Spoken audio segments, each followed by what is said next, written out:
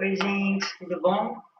Hoje vamos a mais um vídeo, nosso terceiro capítulo do nosso livro de embasamento teórico. Vou abrir os slides para a gente acompanhar, para vocês entenderem direitinho.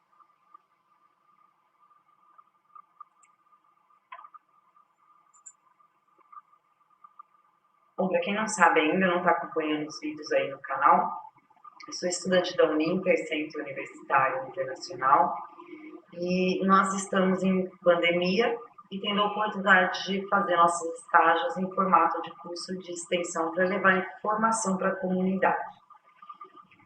Então, nesse estágio, que já é o meu terceiro estágio, agora o ensino fundamental, primeiro lá de frente com textos, eu trouxe para vocês um curso de extensão que traz o que é psicopedagogia.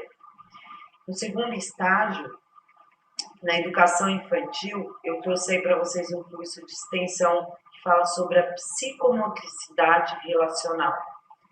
E agora eu estou trazendo para vocês no ensino fundamental transtornos e dificuldades de aprendizagem, esse outro curso de extensão. No que é psicopedagogia, o primeiro estágio, o primeiro curso de extensão, eu falo um pouquinho sobre os transtornos, só que nesse eu achei interessante aprofundar um pouco mais somente sobre esse tema, porque é importantíssimo e psicopedagogo, professor aí também, tem um papel fundamental aí nessa suspeita, né, de transtornos, de dificuldades. Eu acho interessantíssimo também que a comunidade tenha um pouco mais de entendimento sobre essa questão, para saber quando realmente precisa, né, procurar uma ajuda de um psicopedagogo, um psicólogo somente, ou até um neurologista, né? Então, para deixar esclarecer e trazer essa informação aí também para a comunidade, além de vocês, estudantes. Bom, para quem não me conhece, né, já falei bastante, mas não me apresentei ainda. Meu nome é Ayla Cristina dos Reis, licenciatura em psicopedagogia, meu curso é Rio 2027-218, e esse é o estágio supervisionado de psicopedagogia no ensino fundamental. Bom, a gente está tratando de um embasamento teórico no começo desse curso de extensão e eu trouxe aí este livro para a gente fazer aí uma leitura do embasamento teórico do nosso curso de extensão. Ele vai detalhar bastante sobre as dificuldades de aprendizagem, tanto que no primeiro vídeo eu fiz uma breve apresentação dele.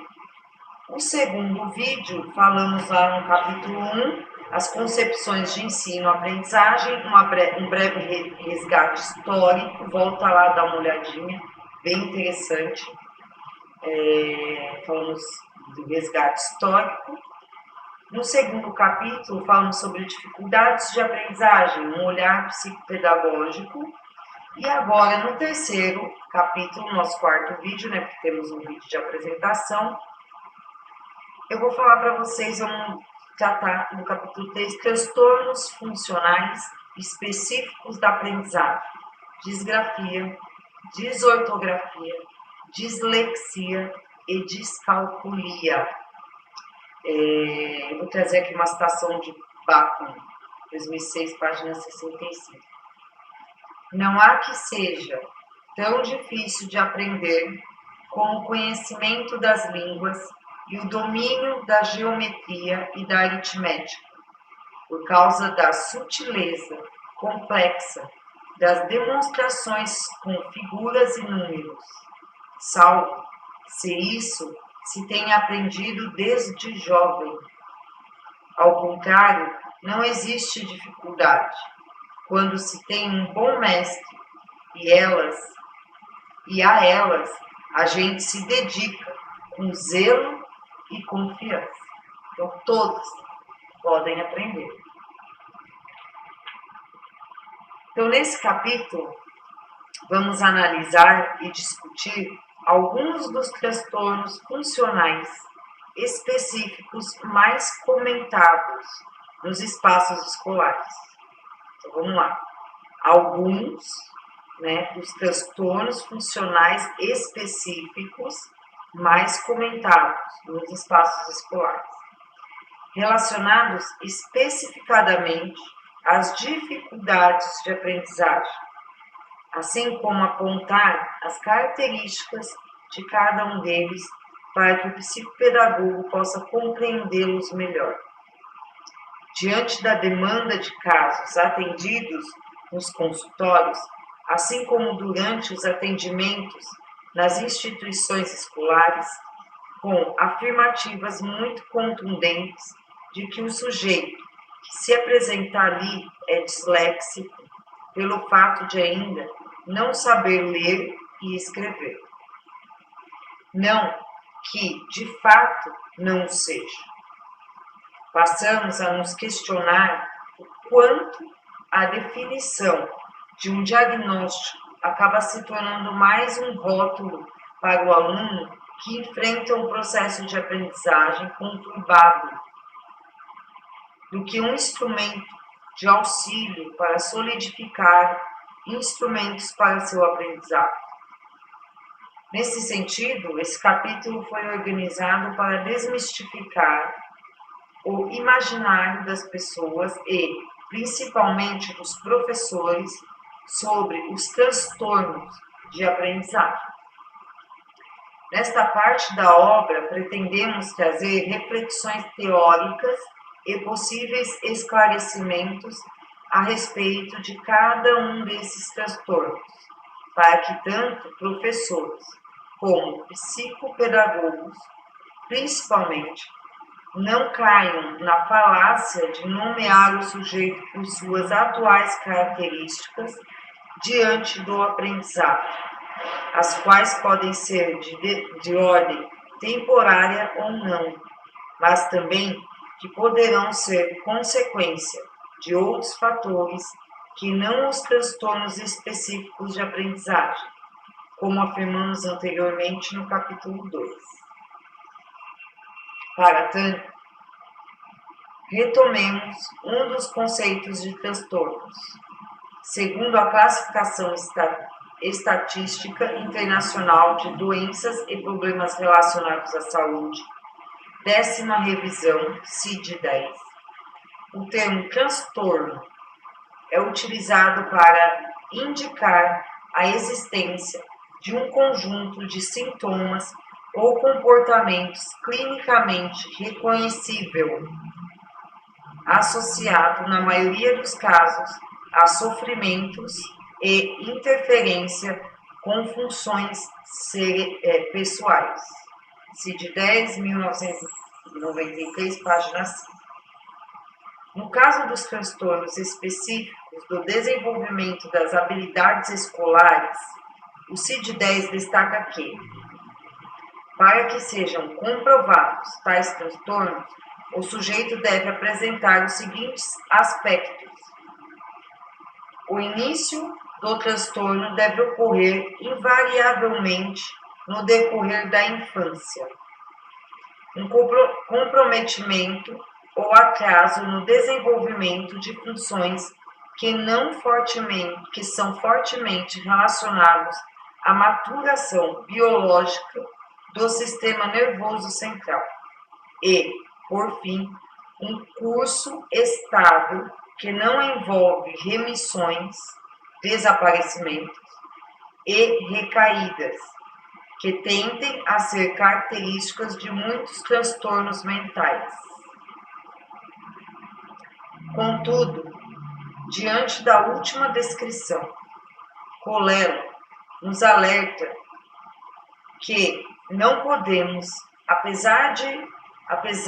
apenas nos prender a ela como algo estanque, pois, se pensarmos exclusivamente dessa forma, podemos cair na falácia de que o ser humano é incapaz de aprender com seus erros.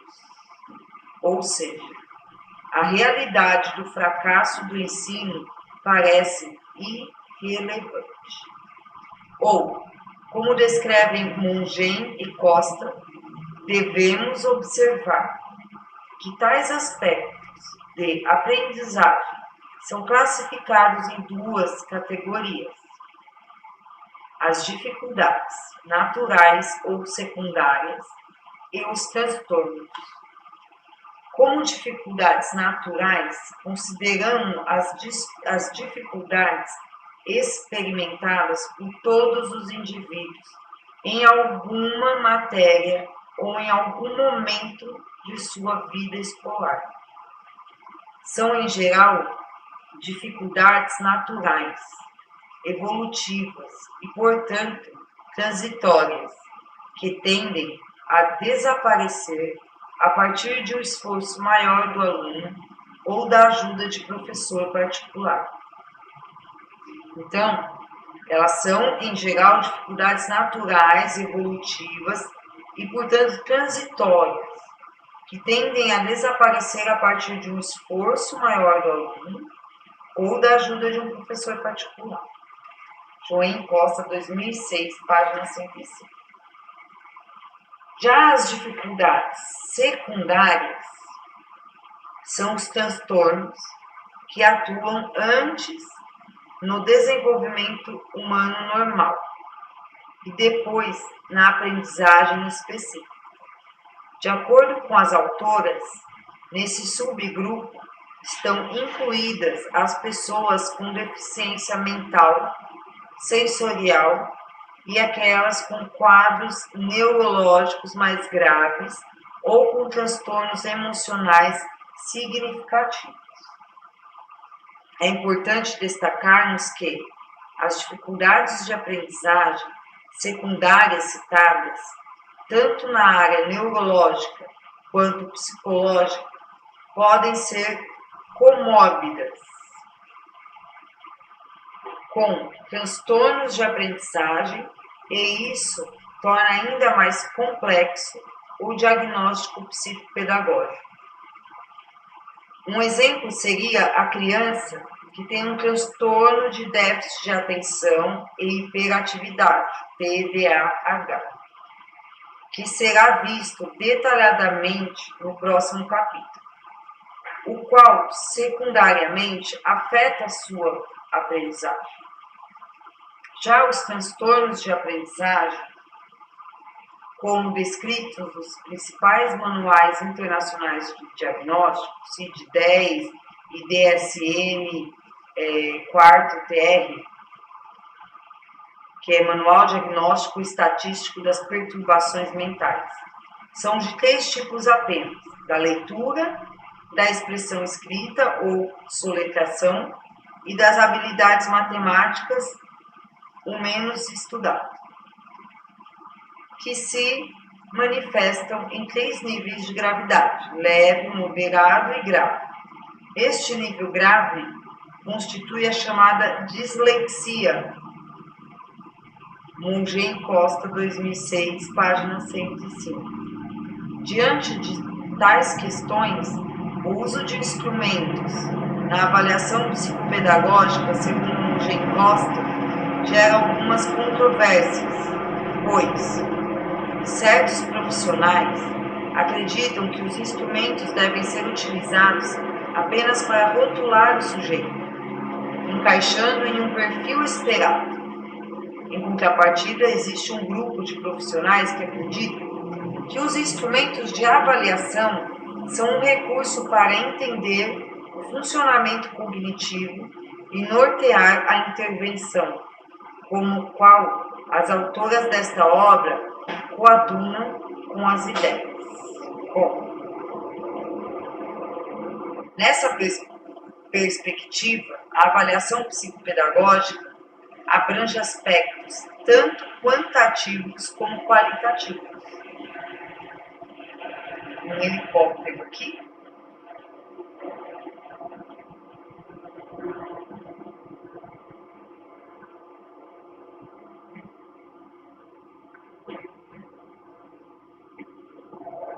Acho que dá para.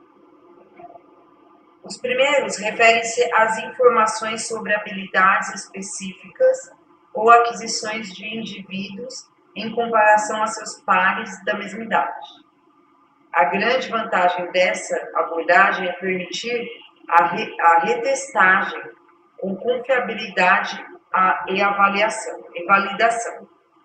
Quanto aos aspectos qualitativos, estes estão relacionados às habilidades e estratégias necessárias para completar uma tarefa. De acordo com Monge e Costa, é pela análise dos erros cometidos durante o desempenho de uma tarefa que se possibilita a compreensão das dificuldades apresentadas, ou seja, a interpretação de tais erros refletem o tipo de processamento de informações que determinado paciente usa e, dessa forma, o tipo de intervenção a ser desenvolvido.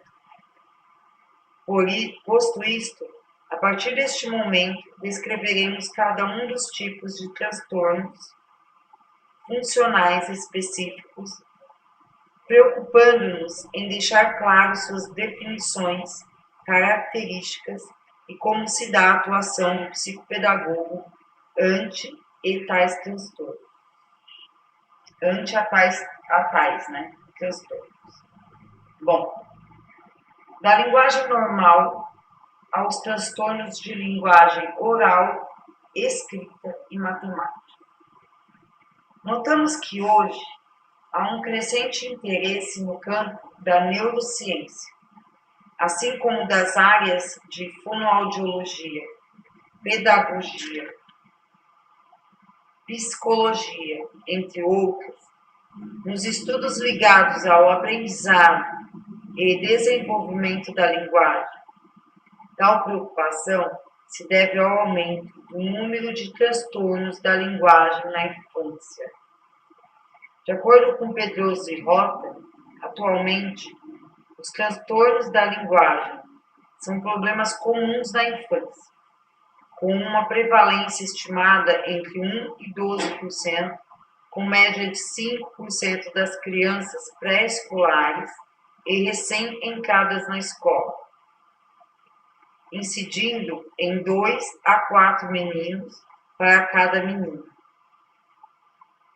E das crianças com problemas de linguagem com menos de 5 anos, 60% terão algum grau de retardo mental ou distúrbio do aprendizado aos 9 anos de idade, sendo a dislexia o principal deles, pois 85% dos disléxicos têm ou tiveram comprometimento na linguagem oral.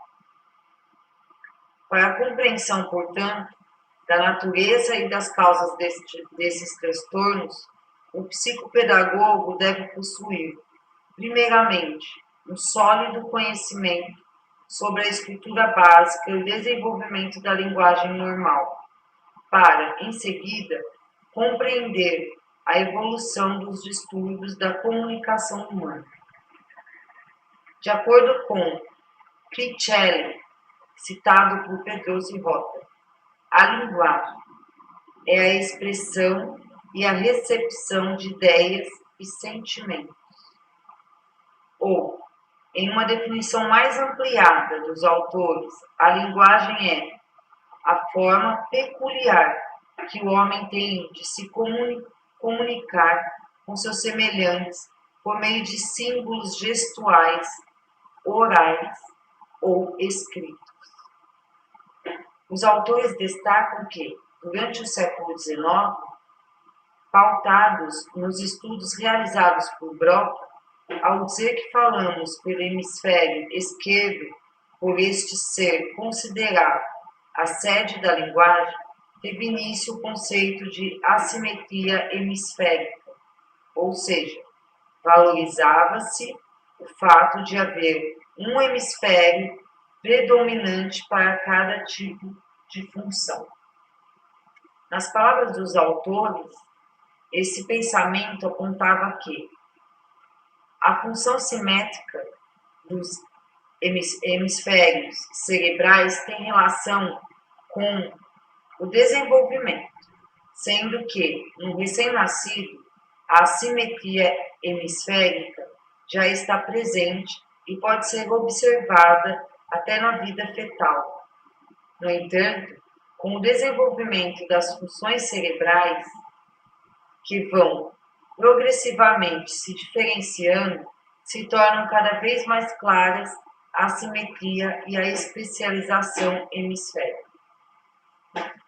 Hoje, no entanto, sabemos que, apesar de o hemisfério esquerdo ser o responsável pelo controle da sequência temporal do ato de falar, na maioria das vezes, as áreas anatômicas da linguagem são mais complexas.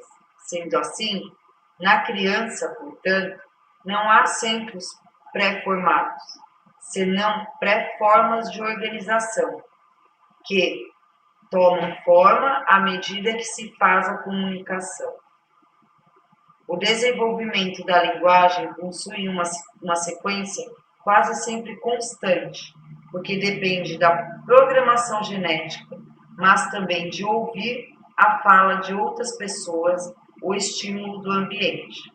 Sendo assim, é possível afirmarmos que o processo de desenvolvimento da linguagem tem início com os aspectos semântico e textual. Na sequência, vêm os aspectos fonético e fonológico, passando por último para o lobo frontal, área que desenvolve as questões gramaticais e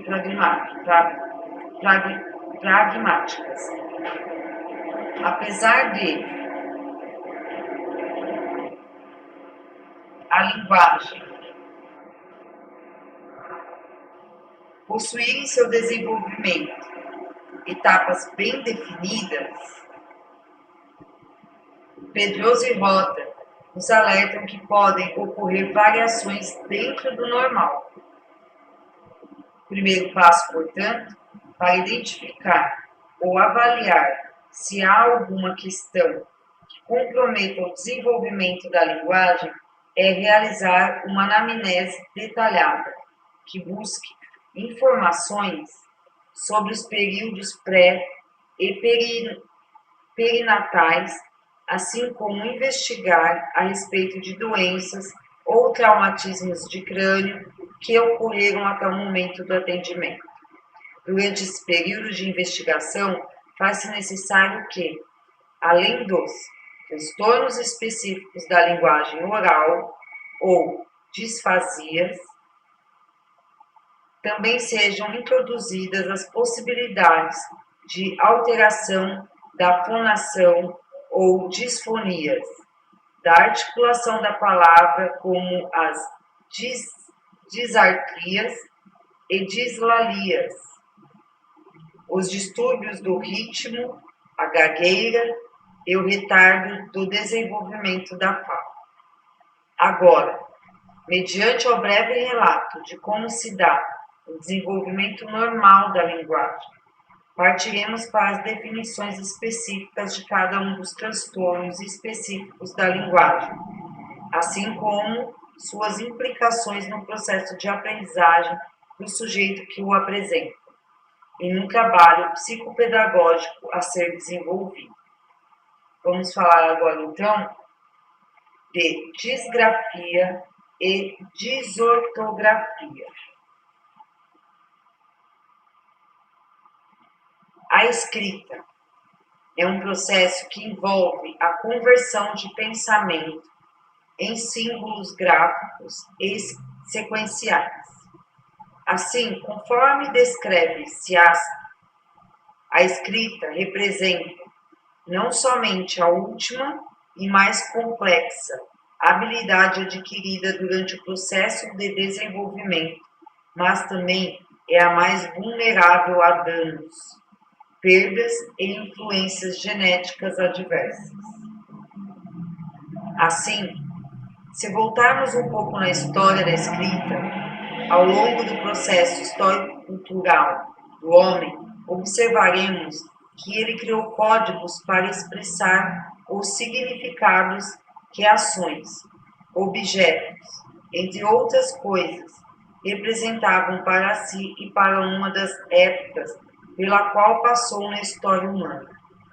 E nesse sentido, a escrita pode ser codificada, relacionada ao desenvolvimento e sujeita a certas normas. A aquisição da escrita segue, portanto, uma ordem determinada, começando com a imitação, seguindo para as marcas do papel, cópia de círculos, desenho de objetos, desenho de contornos, interesse por letras, escrita elaborada propriamente dita. De acordo com Ciasca, o processo evolutivo da escrita passa por 3 fases distintas. A fase pré-caligráfica, na qual o traçado é tremido, torto ou arqueado e as margens são desordenadas. A segunda fase é a caligráfica, na qual há o aumento de rapidez e regularização da escrita. É feito o esboço de uma definição de estilo. Por último, vem a fase pós-calígrafa, em que ocorre a automação da escrita. Constatamos assim que as dificuldades de escrita sempre existiram. Contudo, somente após os estudos científicos sobre os transtornos de aprendizagem é que essas ganharam destaque. No caso específico da disgrafia, ela é considerada como a principal dificuldade de escrita manual ou, nas palavras de Ciasca, é considerada como uma falha no processo do desenvolvimento ou da aquisição da escrita. Está relacionada a uma disfunção na integração entre 2 sistemas cerebrais, que permitem que a pessoa transforme uma atividade mental em linguagem escrita. Portanto, consideramos uma pessoa com disgrafia aquela que, culturalmente, não consegue produzir uma escrita aceitável, apesar de possuir nível intelectual adequado, receber instrução também adequada, sem déficits sensoriais e lesões neurológicas específicas, submetido ao mesmo processo de prática da escrita no decorrer de sua formação acadêmica. Aproximadamente de 3 a 5% das crianças com distúrbios de aprendizagem apresentam disgrafia. As principais causas da disgrafia são a sequencialização, que implica na falha perceptual, acarretando dificuldades no processamento sequencial da informação recebida ou na sua forma de organização e o processamento. Nessa última causa, as dificuldades de processamento podem ser de origem auditiva, estando relacionadas à aprendizagem e à compreensão da linguagem, aprendizagem verbal, e de origem visual, estando relacionadas às dificuldades no processo visual da informação, aprendizagem não verbal. Cabe ressaltar que, nos casos de disgrafia, podem-se perceber também distúrbios de motricidade ampla e especialmente fina, bem como distúrbios de coordenação visomotora e deficiência da organização temporoespacial. Os problemas de lateralidade e direcionalidade.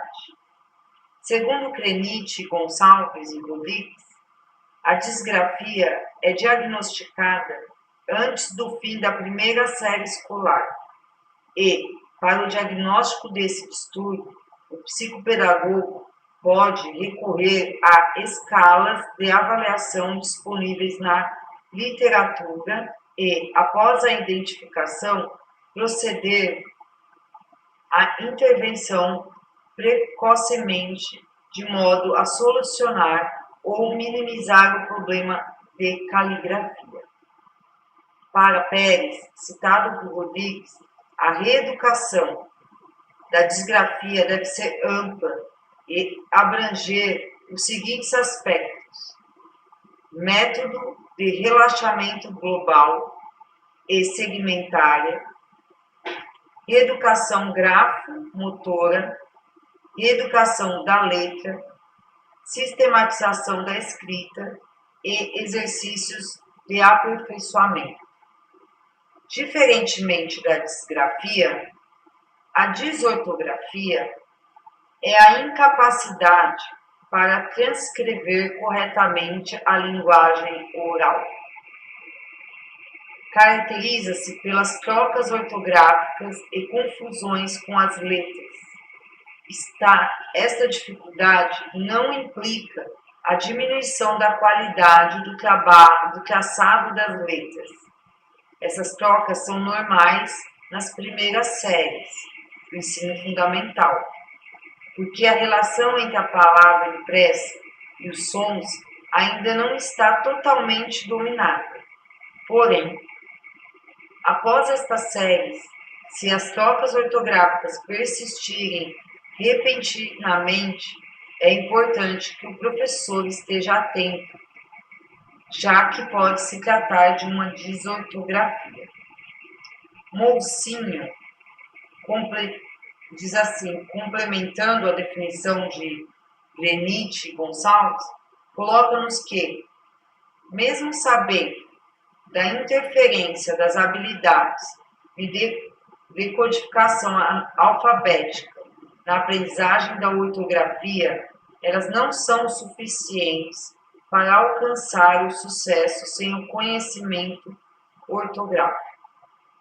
Diante de tais definições e da afirmação que a produção textual é o que há de mais complexo em termos cognitivos, esta fica prejudicada em decorrência da desortografia, mesmo que na produção oral a criança ou o jovem se saia muito bem. Para tanto, as estratégias e as adaptações utilizadas por psicopedagogos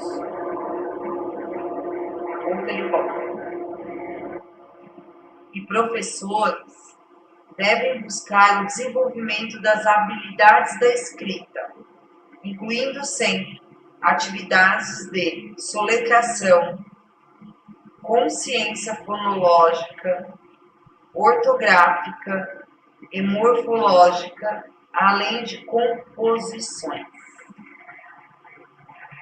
Vamos falar então agora sobre a dislexia.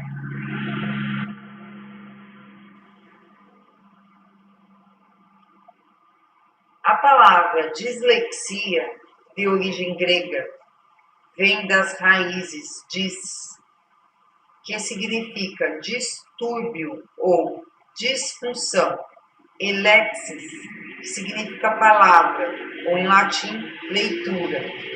Então, a dislexia, portanto, é o comprometimento acentuado no desenvolvimento das habilidades de reconhecimento das palavras e da compreensão da leitura. A dislexia começou a ser estudada no fim do século XIX pelos oftalmologistas ingleses Hinshelwood e Morgani, quando ambos estudaram casos de crianças com sérias dificuldades de aprendizagem de leitura. Nesse período, os oftalmologistas categorizaram esse problema como cegueira verbal, pontuando-se em explicações que sugeriam que no cérebro existiam áreas separadas para diferentes tipos de memória. Segundo eles, primeiramente teríamos uma memória visual de tipo geral, depois uma memória visual de letras e, por último, uma memória visual de palavras. A causa da dificuldade para ler estaria, portanto, um deterioramento do cérebro de origem congênita que afetaria a memória visual de palavras, o que produziria na criança aquilo a qual chamaram de cegueira verbal congênita. Alguns anos mais tarde, de acordo com Holt e Estienne, no período entre guerras de 1915 a 1940, Samuel Orton, neuropsiquiatra americano, defendeu que a dificuldade de ler acontece como uma disfunção cerebral de origem congênita, a qual se produz quando a criança não possui uma adequada dominância hemisférica. Para Orton, citado por Holt e Etienne, a dominância hemisférica era fundamental para a aprendizagem da leitura, pois, quando a criança aprende a ler, vai registrando e armazenando a informação nos dois hemisférios. No hemisfério dominante, a informação era armazenada de maneira ordenada, enquanto no hemisfério não dominante, a informação seria armazenada de forma desordenada e confusa, invertida como um espelho.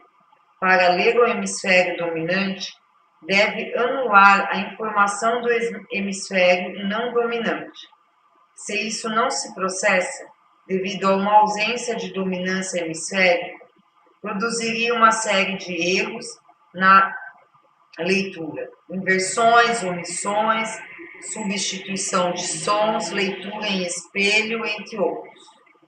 Continuando tais estudos, a Julia Guerra, em 1990, depois de estudar os sintomas próprios das lesões de cada hemisfério cerebral, chegou à conclusão de que as lesões direitas se relacionam com problemas gnóstico-práxicos, visioespaciais, apraxias construtivas, perturbações somatognósicas, enquanto que as lesões esquerdas estão relacionadas com as funções simbólicas, problemas de linguagem, alexia e agnosia para as cores.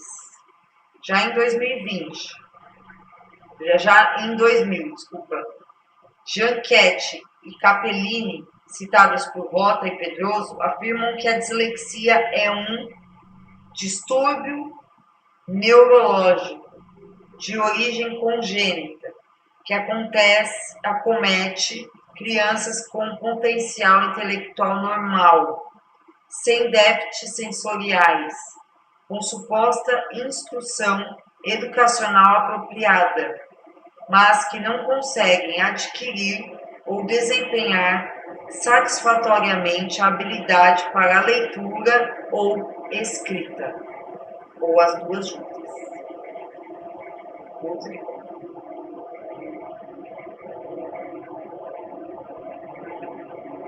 Atualmente, a dislexia pode ser classificada de várias formas. De acordo com o critério utilizado por cada um dos autores, e, portanto, há várias tentativas de explicar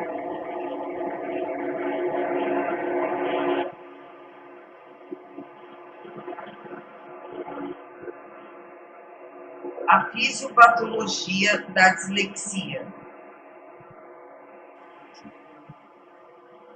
A avaliação da dislexia inicia-se com a queixa principal que motivou a procura pelo psicopedagogo.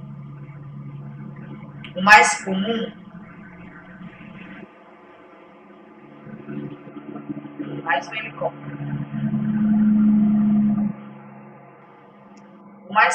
é que a família se queixe de dificuldades para a alfabetização, comentando que a criança parece não ter interesse na leitura ou na escrita, uma vez que para outras atividades se mostra capaz. Junto com a queixa, normalmente está embutido o medo de que os pais carregam com relação ao problema de seu filho. Para tanto, faz-se necessário investigar qual o medo carregado por esses pais, assim como investigar a história familiar para verificar se o caso de dislexia não esteja relacionado com as possibilidades hereditárias. Terminada a fase da anamnese, ou história da vida familiar e da criança, segundo Rota e Pedroso, é importante que seja avaliada a produção textual da criança, primeiro observando os cadernos e depois pedindo que a criança escreva algo espontaneamente. Não é necessário que seja um texto, podem ser palavras isoladas. Monge, em França, nos alertam que, além do teste de escrita, fazem-se necessários testes de consciência fonológica, testes referentes à seriação, memória, fluência verbal, processamento auditivo, assim como avaliação neurológica, psicodiagnóstica, entre outras que forem necessárias. Sendo assim, verificamos que o tratamento da dislexia se concentra na reeducação da linguagem escrita e cabe ao psicopedagogo, a partir do diagnóstico completo, realizar um planejamento para cada etapa do atendimento individualizado e, durante o acompanhamento da criança com dislexia na escola, o psicopedagogo deverá orientar a instituição para que esta garanta as adaptações pedagógicas essenciais para que ela, a criança, se desenvolva da melhor forma possível, pois sabemos que não há cura plena para esse transtorno, mas sim melhoras gradativas. E, por fim, deixar claro tanto aos familiares, escola e para a própria criança que ela deverá prosseguir nos seus estudos, independentemente de suas dificuldades de leitura e escrita. Vamos falar agora da descalculia. Uma dificuldade de aprendizagem em matemática. Apesar de os estudos sobre as dificuldades de aprendizagem terem crescido significadamente nas últimas décadas, as dificuldades de matemática são menos estudadas. Por isso, a dificuldade de se encontrar literatura especializada sobre descalculia. De acordo com Bastos, parece que não saber matemática parece incomodar, menos do que ter dificuldades em leitura e escrita, sendo a matéria considerada difícil para todos. Saber matemática parece ser um privilégio de poucos. Mas, segundo o autor, apesar de tal distanciamento da matemática, novos conhecimentos sobre o funcionamento cerebral durante o cálculo e o raciocínio matemático foram adquiridos, e o papel das diversas áreas cerebrais fica cada vez mais claro. A descalculia, ou transtorno específico da habilidade em aritmética, ou transtorno da matemática, portanto, manifesta-se através da dificuldade para realizar operações elementares de adição, subtração, multiplicação e divisão, sem que seja resultado de um ensino inadequado ou retardo mental global. O número de pessoas com dificuldades para resolver problemas do dia a dia é significativamente expressivo, atingindo cerca de 5% da população escolar, o que nos mostra que tal transtorno prejudica significativamente o rendimento escolar e as atividades cotidianas.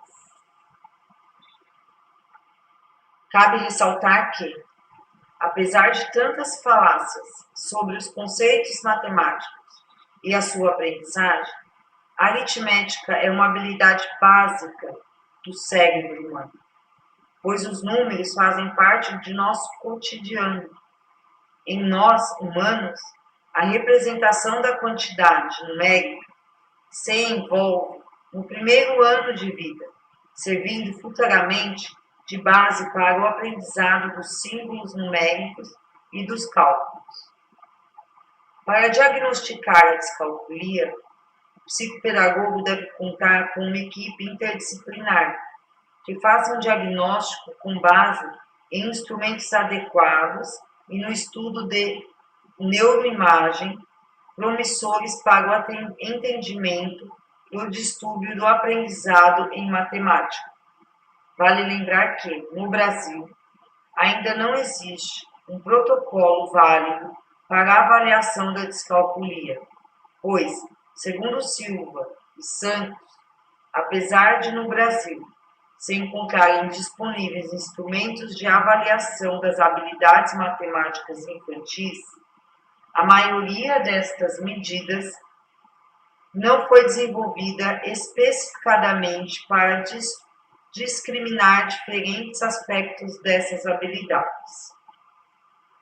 Dentre os instrumentos existentes, há a escala Wechsler de inteligência para crianças, no qual o subteste de aritmética é um dos itens que compõem o quociente de inteligência.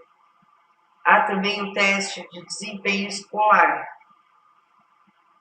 no qual as crianças são avaliadas segundo conhecimentos aritméticos adquiridos da primeira até a sexta série. De acordo com os autores, há ainda uma terceira forma de mensuração das habilidades aritméticas, que são as baterias específicas de avaliação de habilidades matemáticas.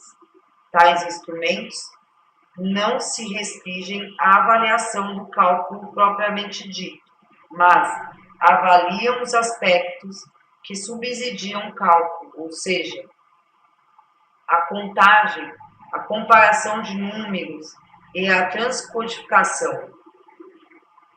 Um exemplo dessa terceira forma de mensuração é a bateria neurológica de testes de processamento numérico e cálculo para criança, que a partir da revisão de von Aster e Delátulas passou a se chamar ZERIC-R. A ZERIC-R, segundo Silva e Santos, é um instrumento reconhecido internacionalmente que visa a detecção de pontos fortes e fracos no domínio do cálculo e processamento de números.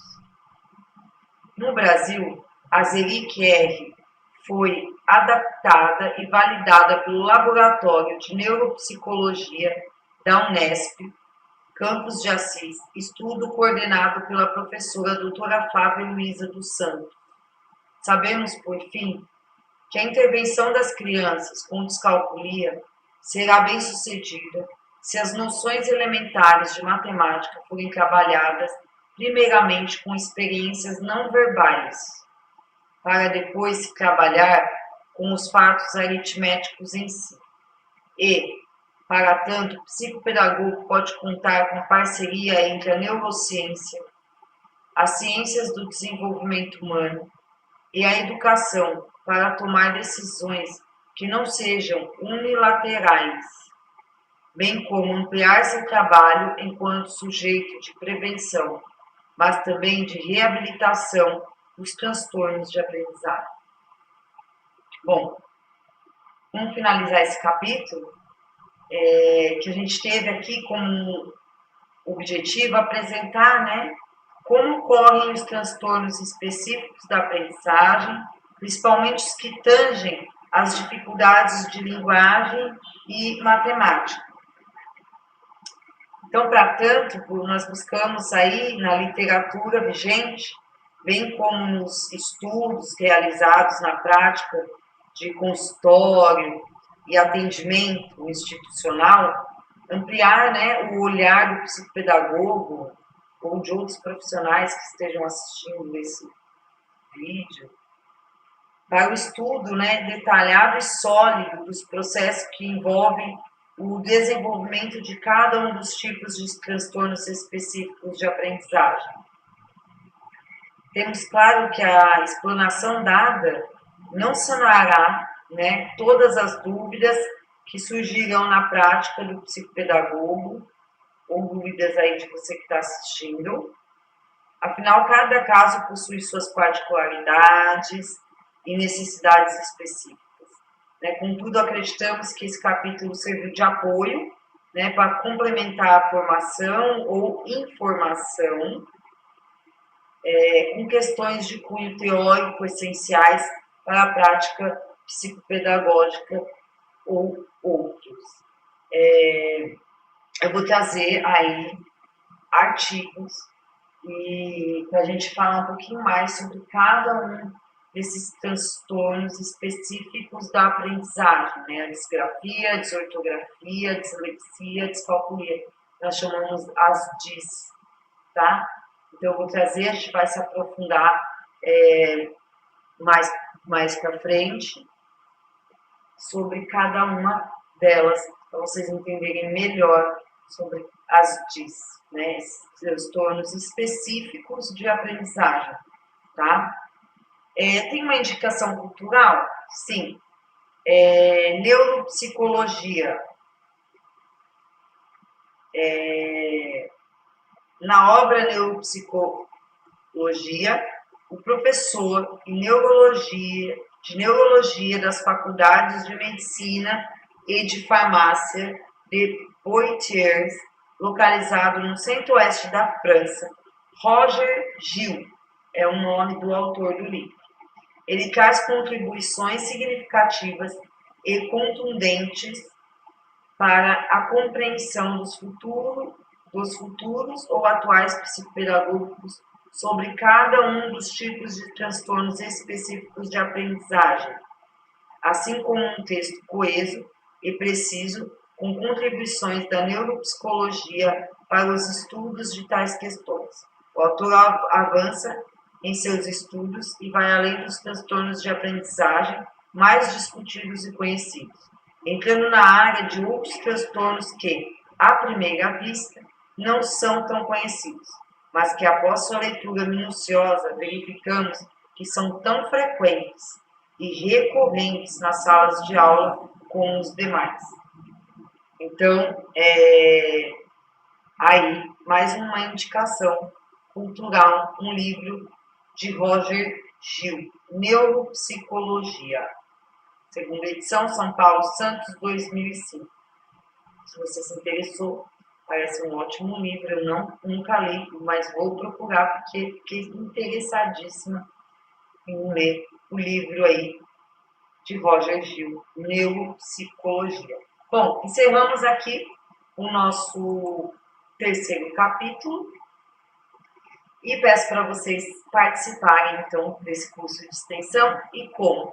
Volta lá desde o primeiro vídeo, vem acompanhando todos os vídeos desse curso, curte, deixa o seu comentário, deixa uma pergunta se você quiser tirar alguma dúvida e não esquece de deixar o seu e-mail para entrar aí, né, no curso de extensão, na lista de presença, receber seu certificado e estar contribuindo com a minha formação, tá bom? Eu agradeço, muito obrigada mesmo pela sua participação e até o nosso próximo vídeo. Até breve.